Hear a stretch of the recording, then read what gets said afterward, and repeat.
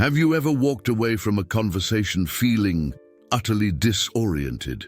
Like you can't quite put your finger on what just happened, but something feels terribly off. Maybe as if your words were twisted, your emotions weaponized against you, your very reality brought into question. That confusion isn't accidental, it's by design. It's a technique. It's narcissistic manipulation in action. And Carl Jung, one of history's most profound psychologists, dedicated years to studying these dark tactics, the ones narcissists use to control, to dominate, and ultimately, to psychologically break their victims. Jung unearthed something truly chilling. Narcissists don't manipulate on a whim. They manipulate strategically. Every single word, every gesture, every calculated attack is designed to strike you where you are most vulnerable.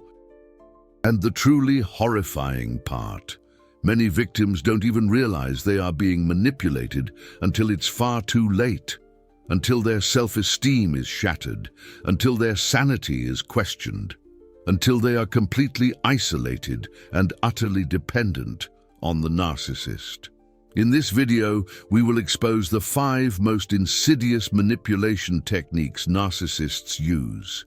Techniques that Carl Jung himself identified as extremely dangerous, because they operate on a subconscious level. You often don't even realize you're under attack until the damage is already done, but knowledge is power. And once you learn to recognize these techniques, you become immune. You reclaim your power. You protect yourself. Before we move forward, I need to issue a warning. If you are currently in a relationship with a narcissist, whether it's romantic, familial, or professional, this video may be difficult to watch because you will recognize yourself in many of these situations. You'll recall specific conversations. You'll understand why you felt so awful without being able to articulate it, and that can hurt. But it also liberates, because the truth always liberates. Jung taught that the first step to healing from narcissistic abuse is to name what's happening, to pull it out of the shadows and bring it into the light. So, that's exactly what we're going to do. We're going to name the 5 most destructive techniques that narcissists use. And we're going to learn how to protect ourselves from each and every one of them. Now, if you've ever been in a relationship with a narcissist, if you've ever been manipulated, if you've ever been made to feel crazy or inadequate by someone toxic, know this: it wasn't your fault. You were targeted by sophisticated psychological tactics that even Jung recognized as incredibly difficult to detect in real time. But now, you are going to learn, and you will never fall for these traps again. First technique: gaslighting, making you doubt your own reality. Carl Jung was one of the pioneering psychologists to study how narcissists distort their victims' perception of reality. He called it psychological warfare against sanity.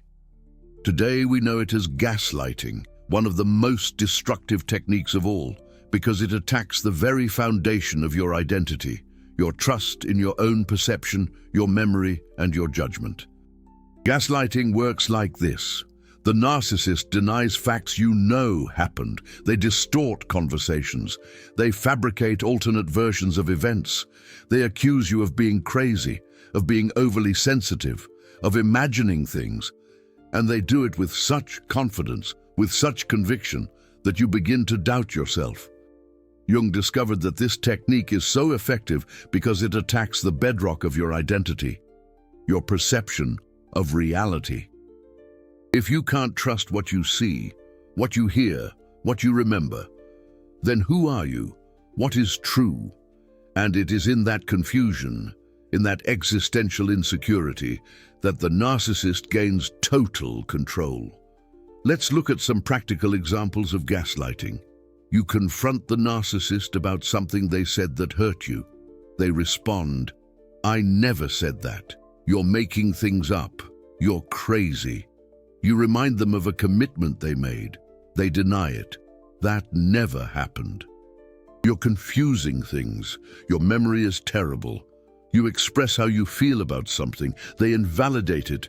You don't feel that way. You're exaggerating. You're too sensitive. You question their behavior. They flip the script. You're the one being paranoid. You're the one creating problems. I'm the victim here. Do you see the pattern? In each situation, your reality is denied. Your perception is invalidated. Your sanity is questioned. And when this happens repeatedly, you stop trusting yourself. You begin to accept the narcissist's version as the truth. Because if even you are doubting your memory, then maybe, just maybe, they are right. A woman named Sarah told me she lived for 5 years with a narcissistic husband who practiced gaslighting daily. He would make plans for dinner, not show up, and then say she imagined the dinner. He would yell at her, she would cry, and then he would say he never yelled, that she was being dramatic. He would cheat on her, she would find evidence, and he would say she was crazy, that she was seeing things that didn't exist. After 5 years, Sarah no longer knew what was real. She questioned everything, her memory, her perception, her sanity. She thought she genuinely had mental health issues until she discovered gaslighting and everything clicked into place. She wasn't crazy. She was being systematically manipulated. Jung taught that the defense against gaslighting is to document everything, keep records, note down conversations, record them when possible, because when you have concrete evidence, the narcissist cannot deny reality, and when they try, you have physical proof of what really happened. But more importantly, trust your own perception. If you feel that something happened, it probably did. If you remember something, it's probably true. Narcissists count on you doubting yourself. Don't give them that power. Now comes the second technique, which works in tandem with gaslighting to destroy your self-esteem. Second technique, constant belittling disguised as concern or humor. Carl Jung identified that narcissists need to feel superior, but narcissistic superiority doesn't come from their own accomplishments. It comes from diminishing others. So they've developed an insidious technique, constantly belittling you, but disguising it as concern, as humor, or as brutal honesty. This technique is dangerous because it scrambles your perception. You feel the sting, but the narcissist is smiling. You feel hurt, but they say they are helping you. You want to defend yourself, but they say you can't take a joke. It's emotional attack with a mask of caring. Jung discovered that this belittling serves multiple psychological purposes for the narcissist. First, it keeps you insecure. If you are always being criticized, always feeling like you're not good enough, you won't leave the narcissist, because who else would want you? Second, it feeds their ego. Every time they diminish you, they feel larger, smarter, more attractive, more capable. Third, it isolates you. When your self-esteem is shattered, you stop socializing, you stop trying. You stop believing that you deserve better. Let's see how this technique manifests in practice. Disguised as concern. Are you sure you want to wear that? I don't want people to think badly of you. Translation: you look ridiculous. Disguised as humor. Wow, you've really put on some weight, huh? Just kidding, relax. Can't you take a joke? Translation: you're fat, and I want you to know it. Disguised as honesty. I'm just being honest because I love you. No one else will tell you the truth. You should be thankful. Translation: I'm going to criticize you and you're going to thank me for it. Disguised as help. Let me do it. You always do it wrong anyway. Translation: you are incompetent. Carl Jung observed that the cruelest part of this technique is that if you defend yourself, the narcissist becomes the victim. How can you be so sensitive? I was just worried about you. I was just joking. Can't you take constructive criticism? Gaslighting within devaluation. Two techniques working together to destroy you.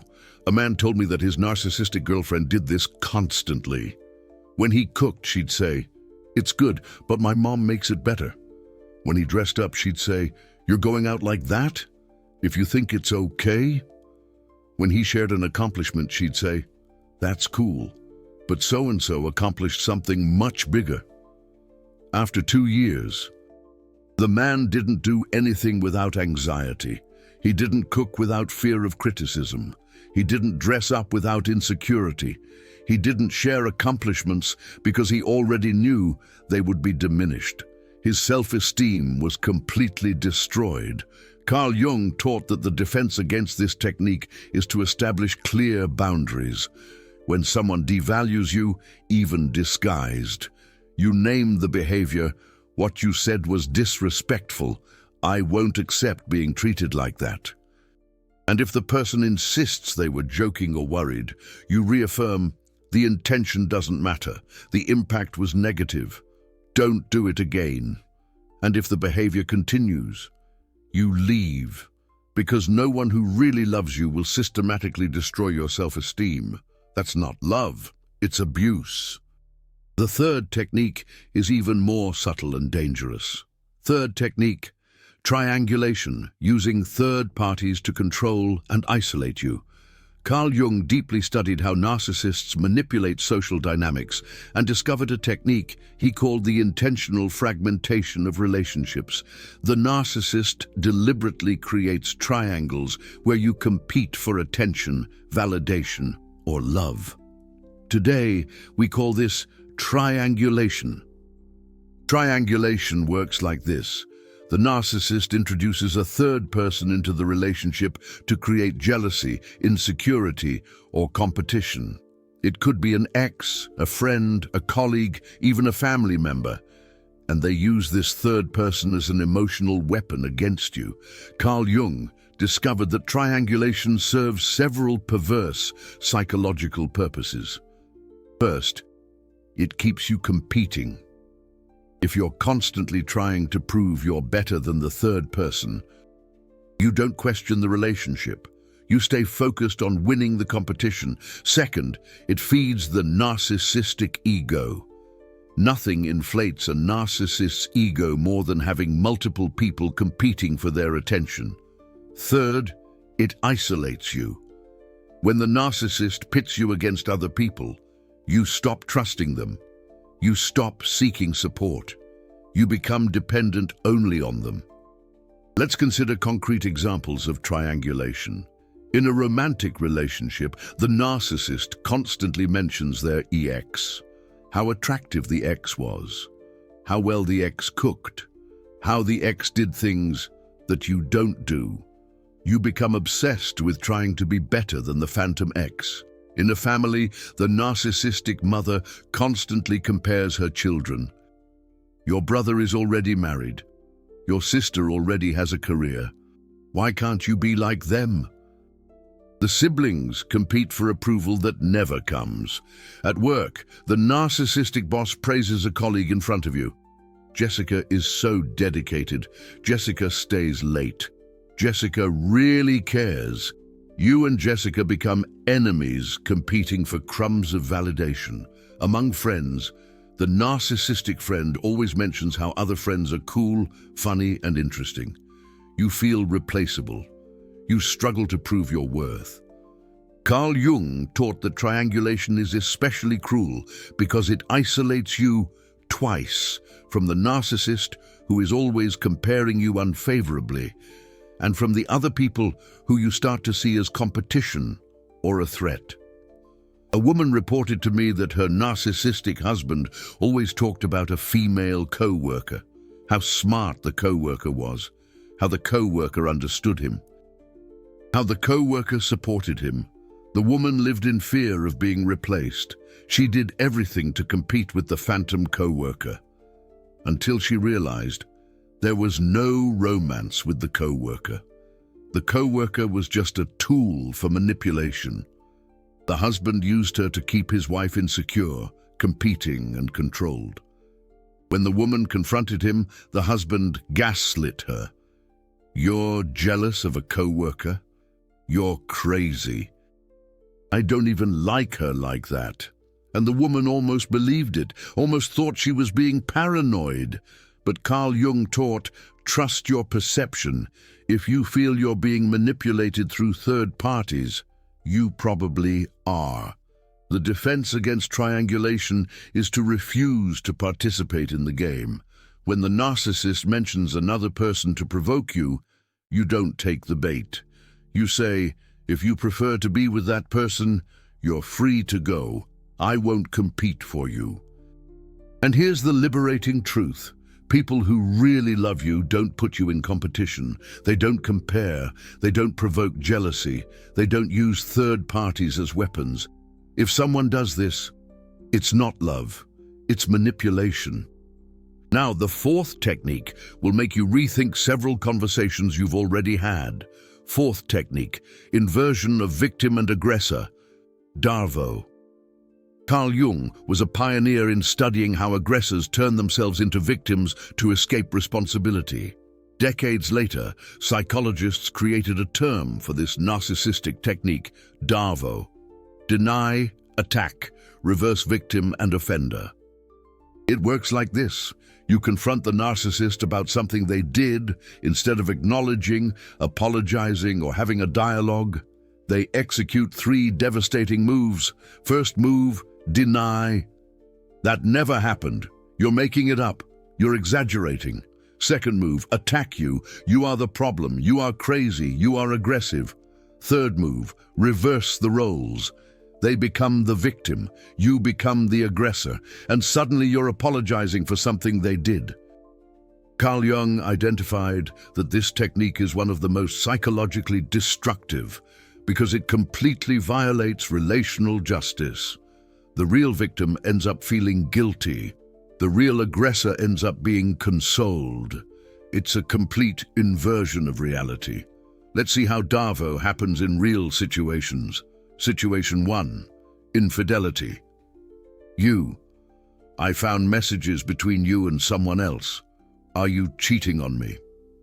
Narcissist, deny. Are you invading my privacy? Don't you trust me? That's often how it starts. A seed of doubt planted right in your mind. Let's break down how a narcissist might use DARVO in specific situations. Situation 1. Infidelity. I know you cheated on me. Narcissist, attacks. You're controlling, insecure, toxic. Narcissist reverses. I'm the victim here. You're accusing me unfairly. How can you be so cruel to me? Result, you end up apologizing for discovering their betrayal. You're now comforting them. Situation 2, verbal abuse. You yelled at me and called me a horrible name. That was abusive. Narcissist denies. I didn't yell. You're exaggerating everything. Narcissist attacks. You provoke me until I lose my patience. You know exactly what to say to irritate me. Narcissist reverses. I'm the victim of your constant provocation. You drive me crazy on purpose. Result, you feel guilty for being verbally abused. You start questioning if you somehow deserved it. Situation 3, neglect. You're never present, you never give me attention, I feel alone. Narcissist denies. I'm always here. You're just never satisfied. Narcissist attacks. You're too needy, suffocating, impossible to please. Narcissist reverses. I'm the victim of your constant neediness. You drain me. Result, you stop asking for attention and accept crumbs. You lower your expectations until they are practically non-existent. Carl Jung observed that DARVO is so effective because it exploits something deep within the human psyche. Our fear of being the bad guy, the abuser. When the narcissist accuses you of being the aggressor, you enter a state of panic. Am I really the problem? Am I being unfair? And in that doubt, you yield, you apologize, you accept their narrative, you internalize their twisted version of reality. A man named David once told me that his narcissistic wife used DARVO constantly, whenever he complained about anything. Within 5 minutes he was apologizing. Did she yell at him? It was his fault for provoking her. Did she forget his birthday? It was his fault for placing too much importance on dates. Did she neglect the children? It was his fault for being too demanding of her. After years, David couldn't confront anything anymore, because he knew he would end up feeling guilty. So he accepted everything, silently, until he learned about DARVO, and he realized he wasn't crazy. He was being systematically manipulated. His sanity was being stolen piece by piece. Carl Jung taught that the defense against DARVO is to maintain focus. When you confront a specific behavior, don't let the narcissist deflect. They will try. They'll deny, attack, reverse. You calmly repeat, "We're not talking about what I did. We're talking about what you did." If they continue deflecting, you end the conversation. "I see that you're not willing to have an honest conversation. I'm going to disengage." And here's the hard truth. If every time you try to talk about a problem, the result is you apologizing, you're not in a relationship. You're in a system of psychological abuse. You're stuck in a manipulative cycle that is designed to keep you down. The fifth and final technique is the hardest to detect because it appears to be love. Fifth technique, the cycle of abuse: idealization, devaluation, and discard. Carl Jung was one of the first to document the cyclical pattern of the narcissistic relationship. He noted that it wasn't constant abuse. It was a vicious cycle that kept the victim trapped. Moments of intense love alternated with devastating cruelty. Today, we know it as the narcissistic abuse cycle: idealization, devaluation, and discard. Jung discovered that this cycle is the most powerful technique of control because it creates a trauma bond, a traumatic connection. The victim becomes addicted to the good times, hoping they'll return, while tolerating the bad times. It's like emotional Russian roulette, and it's absolutely devastating. The cycle works in 3 phases. Phase 1, idealization, love bombing. In the beginning, the narcissist puts you on a pedestal. You're perfect. You're special. You're their soulmate. They bombard you with attention, compliments, gifts, promises. They make you feel like the most important person in the world. Examples of idealization: "I've never met anyone like you. You're perfect for me. Let's get married, have kids, live together forever. I love you more than anything. You complete me." Carl Jung cautioned, idealization isn't real love, it's projection. The narcissist isn't seeing you as you really are. They're projecting onto you what they need to feed their ego, and when you inevitably show that you're human, with flaws and limits, the projection breaks. And then comes the second phase. Phase 2, devaluation. Suddenly, without warning, the narcissist changes completely. The same person who adored you now criticizes you constantly, devalues you, treats you with disdain. You can't do anything right. Everything about you is wrong, and you're confused. What did I do? What changed? Examples of devaluation: you've changed. You're not the person I met. You constantly disappoint me. I expected more from you. You're just like my ex, or father, mother, someone the narcissist despises. I don't know if I love you anymore. Carl Jung explained that devaluation happens because the narcissist can't maintain the idealized projection. The reality of who you really are, a normal person with normal flaws, is intolerable for their ego. So they punish you for not being the perfect fantasy they created. They need to tear you down to feel superior. And the victim, desperate, tries to recover the love of phase 1, changes behavior, tries harder, accepts abuse, all to go back to being the perfect person from the beginning. but it's a trap. Phase 3. Discard. When the narcissist sucks everything they need from you, or finds a new source of narcissistic supply, they discard you, sometimes brutally, sometimes silently, but always devastatingly. The discard can be ending the relationship coldly as if you never meant anything, replacing you publicly with a new person, simply disappearing without explanation, continuing in the relationship but treating you as if you were invisible. Carl Jung observed that the discard is especially traumatic because the victim is still attached to the good times of idealization, still believes that the loving person from the beginning was real, still hopes they'll return. But here's the devastating truth that Jung revealed. The loving person was never real.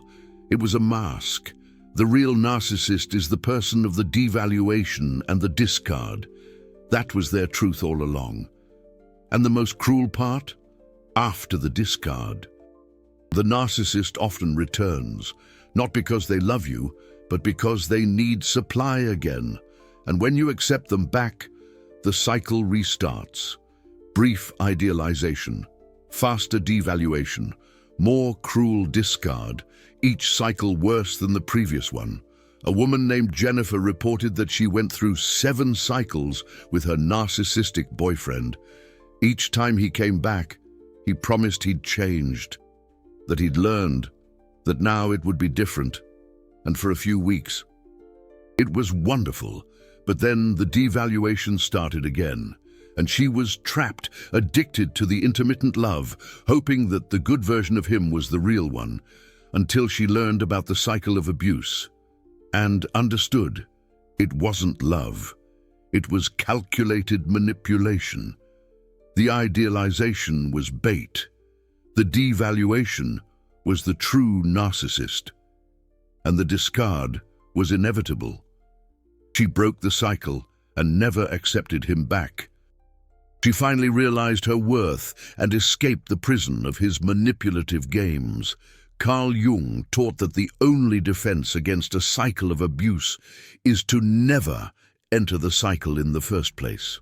If someone idealizes you too quickly, too intensely, and makes you seem too perfect right from the start, be wary. Real love grows gradually. It gets to know you deeply. It accepts your flaws. It doesn't place you on a pedestal, nor does it throw you in the trash. And what if you're already in the cycle? Get out. It doesn't matter what stage you're at. Don't wait for the discard. Don't wait for things to get better. Don't believe promises of change. The cycle will repeat infinitely until you choose to leave. Protection and final wisdom from Jung. So, what do you do now that you're aware of these 5 narcissistic manipulation techniques? Carl Jung taught fundamental principles of psychological protection. 1. Educate yourself. Knowledge about narcissism and manipulation is your greatest defense. The more you know, the less vulnerable you become. 2. Trust your gut.